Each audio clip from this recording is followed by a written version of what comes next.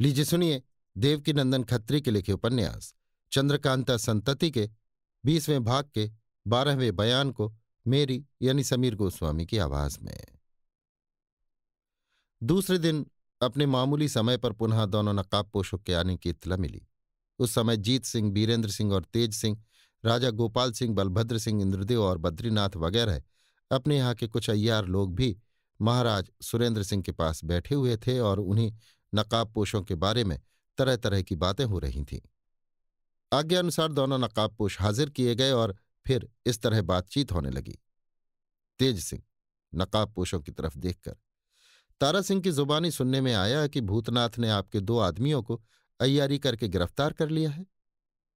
एक नकाबपोश, जी हां, हम लोगों को भी इस बात की खबर लग चुकी है, मगर कोई चिंता की बात नहीं है।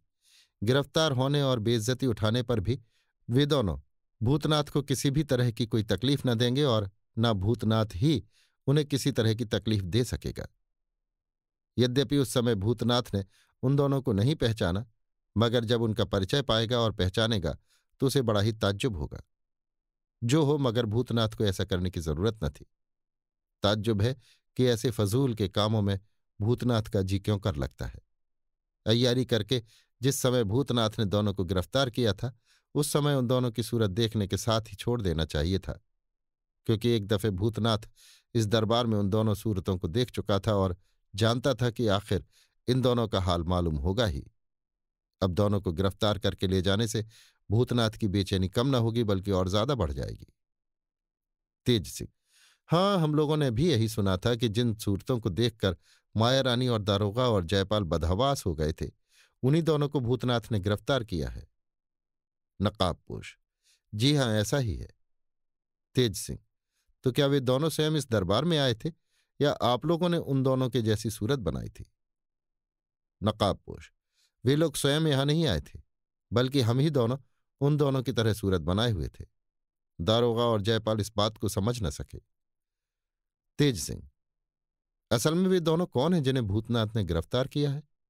नकाबपोश, कुछ सोचकर, आज नहीं, अगर हो सकेगा तो 2-1 दिन में मैं आपकी इस बात का जवाब दूंगा, क्योंकि इस समय हम लोग ज्यादा देर तक यहां ठहरना नहीं चाहते। इसके अतिरिक्त संभव है कि कल तक भूतनाथ भी उन दोनों के लिए हुए यहीं आ जाए। अगर वो अकेला ही आवे तो हुक्म दीजिएगा कि उन दोनों को भी यहां ले आवे।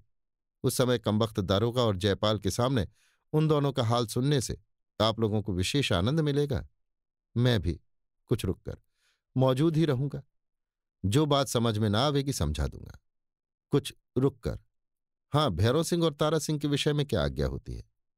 क्या आज वे दोनों हमारे साथ भेजे जाएंगे? क्योंकि इंद्रजीत सिंह और आनंद सिंह को उन दोनों के बिना सख्त तकलीफ है। सुरेंद्र सिंह, हाँ, भैरव सिंह और तारा सिंह तुम दोनों के साथ जाने के लिए तैयार हैं। इतना कहकर महाराज ने भैरव सिंह और तारा सिंह की तरफ देखा, जो उसी दरबार में बैठे हुए नकाबपोशों की बातें सुन रहे थे। महाराज को अपनी तरफ देखते देख दोनों भाई उठ खड़े हुए और महाराज को सलाम करने के बाद दोनों नकाबपोशों के पास आकर बैठ गए।